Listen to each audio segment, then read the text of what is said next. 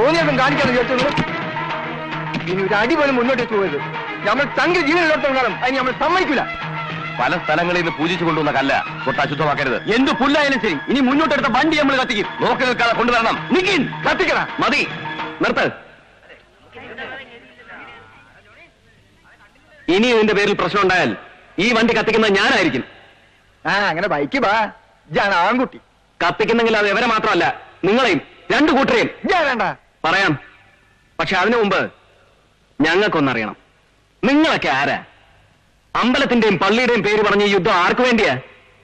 അവനവന് വേണ്ടിയല്ലേ? പക്ഷെ ഇനി ഞങ്ങളെ അതിന് കിട്ടില്ല. ഒരുത്തന്റെ എങ്കിലും ചോര വീണിട്ട് ഞങ്ങൾക്ക് ഇവിടെ അമ്പലവും വേണ്ട, പള്ളിയും വേണ്ട. ഇവരുടെ കാര്യം പറയാൻ താനാരാണോ?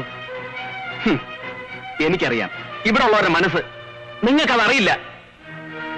നിങ്ങളെപ്പോലുള്ളവർക്ക് രാഷ്ട്രീയം പാടില്ല എന്ന് ഞങ്ങൾ പറയുന്നില്ല, ആവാം.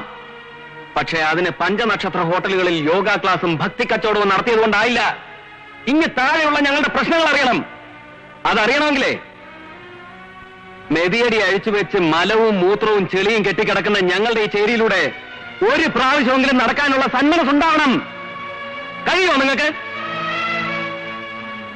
നിങ്ങൾക്കും അതിന് കഴിയില്ല. എണ്ണപ്പണം കൊണ്ട് കൊഴുത്ത പ്രഭുക്കന്മാരോട് എരന്ന് വാങ്ങിച്ച് എച്ചിക്കാശ് തിന്നുവെന്ന് മൂട്ട ചോര കുടിച്ചതുപോലെ ചീർത്ത് നടക്കാനേ നിങ്ങൾക്ക് കഴിയൂ. അല്ലെങ്കിൽ കള്ളക്കടത്തുകാരന്റെ കൂലിത്തല്ലുകാരാവാൻ. അതല്ലാതെ ഇവിടുത്തെ ബീവാത്തുവിന്റെയും കോയാക്കാന്റെയും മനസ്സില് വേറൊരു രാജ്യം ഉണ്ടാക്കാൻ നിങ്ങൾക്ക് കഴിയില്ല. നിങ്ങളെപ്പോലെ ഈ മണ്ണിൽ വിളയുന്ന അന്നം തിന്നിട്ട് മറ്റൊരു ദേശത്തോട് കൂറ് കാണിക്കാൻ ഇവിടെ ഉള്ളവർ പഠിച്ചിട്ടില്ല. ഇവിടെ ഉള്ളവരുടെ മനസ്സിൽ ഈ മണ്ണേ ഉള്ളൂ. ഇന്ത്യ, ഇന്ത്യ മാത്രം. പൊന്നും വെള്ളിയും മാർബിളും കൊണ്ട് പരസ്പരം മത്സരിക്കാൻ നിങ്ങൾ പണിതു വയ്ക്കുന്ന പള്ളികളും അമ്പലങ്ങളും ഉണ്ടല്ലോ, അവിടെ ഉള്ളതിനേക്കാൾ ദൈവസാന്നിധ്യം ഈ ചങ്കിനകത്തുണ്ട്. കർത്താവും കൃഷ്ണനും രാമനും പ്രവാചകനും ഒക്കെ ഇതിനകത്തുണ്ട്. വേണ്ട, ഇനി എന്തിനെങ്കിലും ഒരുമ്പെട്ടാൽ ഇവര് മുഴുവനുണ്ടാവും നിങ്ങളെ നേരിടാൻ. ഇവിടുത്തെ ഹിന്ദുവും മുസ്ലിമും ക്രിസ്ത്യാനിയും എല്ലാവരും ദൈവത്തിന്റെ മുന്നിൽ മനസ്സ് തുറക്കാൻ ഒരു ഇടനിലക്കാരന്റെ ആവശ്യം ഞങ്ങൾക്കില്ല. പോണം, പോകാൻ.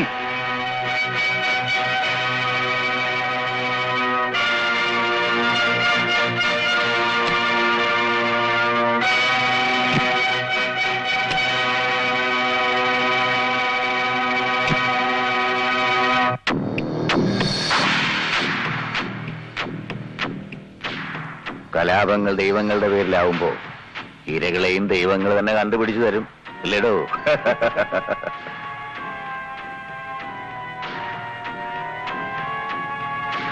ആഭ്യന്തരമന്ത്രി ഗോപാലകൃഷ്ണന്റെ ഇഷ്ടജനങ്ങൾ, പ്രിയപ്പെട്ടവർ, ബാല്യകാല സുഹൃത്തുക്കൾ, അങ്ങനെ ഇരകൾ ഒരുപാടുണ്ട് ചേരിയിൽ.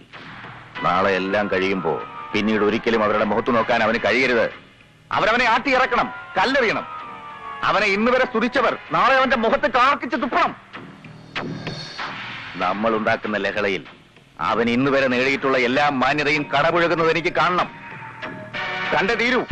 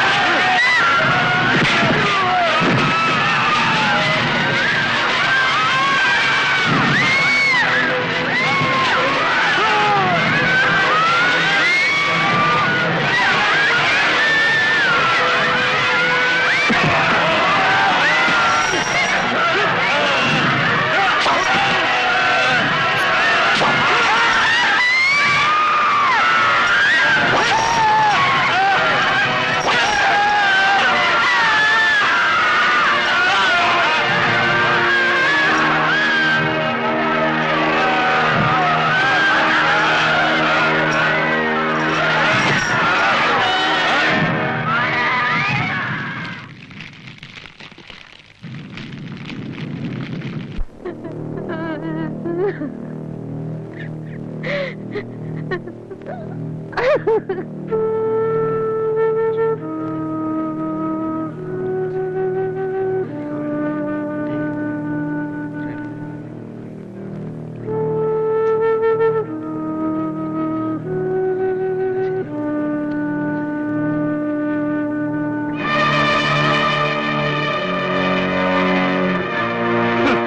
ആഭ്യന്തരമന്ത്രി ഈ ചേരിയിൽ നിന്ന് മറ്റൊരു നേതാവ് ഉണ്ടായി വരുന്നത് നിനക്ക് സഹിക്കില്ല അല്ലടാ?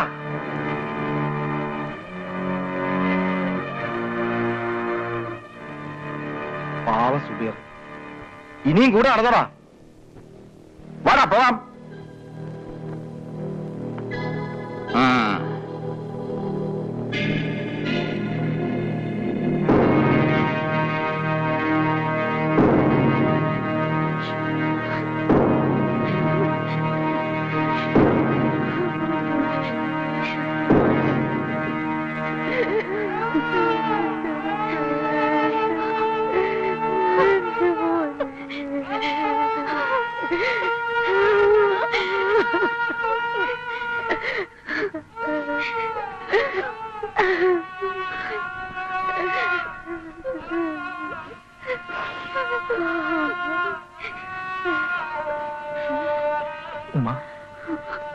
വന്നോ?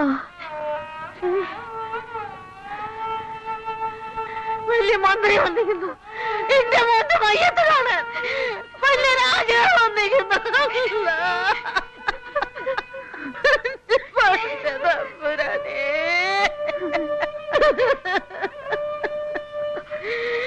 എന്റെ കണ്ണിന്റെ മുമ്പ് നാണോലിന്റെ പൊന്നു മോനെ വെട്ടിയരിഞ്ഞത്.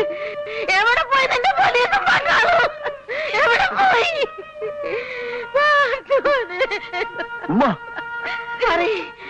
ആരാ എന്റെ മോനെ കൊന്നത്?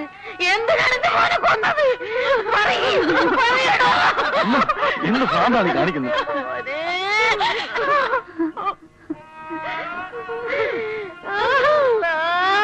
എന്റെ മോനെ കൊന്നവരെ പിടിച്ചു കെട്ടാൻ കയ്യിലിങ്ങനെ ഇരിക്കുന്നെ കാണണ്ട. പോയിക്കോ, പോടാ, ഇറങ്ങിപ്പോ, പോവാൻ, പോടാ.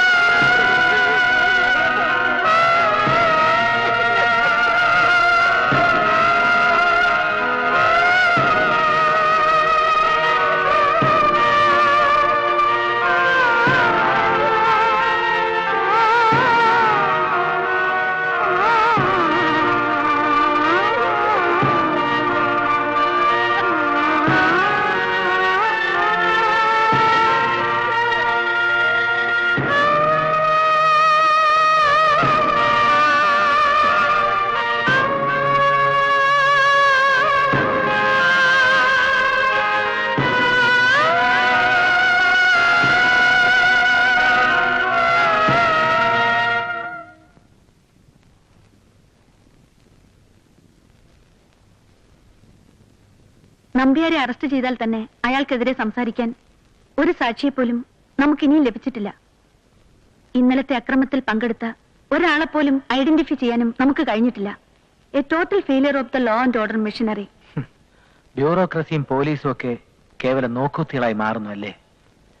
ഏതു ദുരന്തവും കുറെ പഴുതുകളും വിശദീകരണങ്ങളും കൊണ്ട് ഡൈല്യൂട്ട് ചെയ്യാൻ നമുക്ക് കഴിയുന്നു. നോ, വ്യക്തിപരമായിട്ടല്ല, അത്രയ്ക്ക് അടുപ്പമുണ്ടായിരുന്നു ഞാനും സുബൈറും തമ്മിൽ.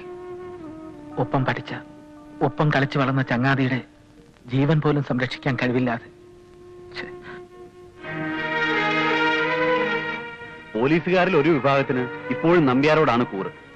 അന്വേഷണത്തിന്റെ പേരിൽ ഇന്നലെ രാത്രി അവർ അറസ്റ്റ് ചെയ്തതും തല്ലിച്ചതച്ചതൊക്കെ ചേരിയിലെ തന്നെ കുറെ നിരപരാധികളെയാണ്. അവരെയൊക്കെ വെറുതെ വിട്ടില്ലേ? Yes sir. But sir, they are still very agitated.